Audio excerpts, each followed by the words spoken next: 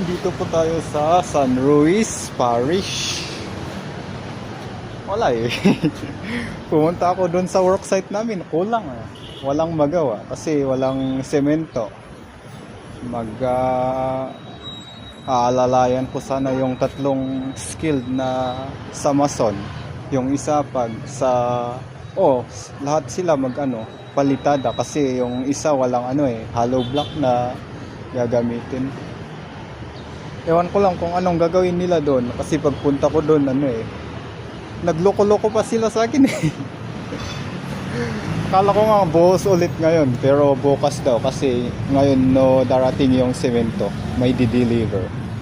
Pero hindi kasi hindi kasi pwedeng gamitin yung semento na i-deliver na pang buhos sa hindi namin pwedeng gamitin sa palitada kasi talagang naka-budget lang yun. Kaya kung gagawin namin yun, magagalit si architect pati si engineer. Kailangan galing gusto mo sa kanila bago namin pwedeng gamitin. Ewan ko ba kung anong gagawin nila dun, kung maglalaro lang sila at yun, mamaya one day na naman. So dito po tayo sa simbahan. Tambay lang dito kasi magpagupit sana ako pero close pa. Anong oras kasi? 7:12 pa kasi 7:12 AM pa kasi kaya wala, close pa yung shop, barber shop. Pagupit sana ako pagupit tas wala na, dyan na sa boarding. Nakatiwangwang naman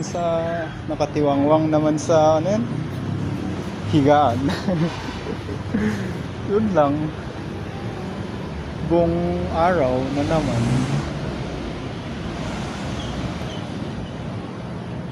Harap lang po dito is yung entrance papunta sa airport.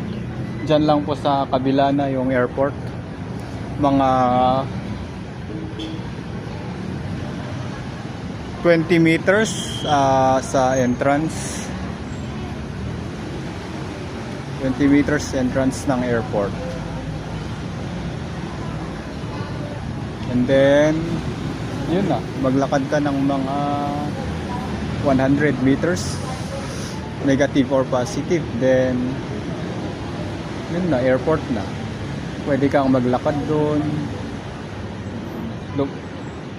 Ngayon highway, ginawang highway na. Daanan ng mga motor, sasakyan, talagang kalsada na, ginawang kalsada.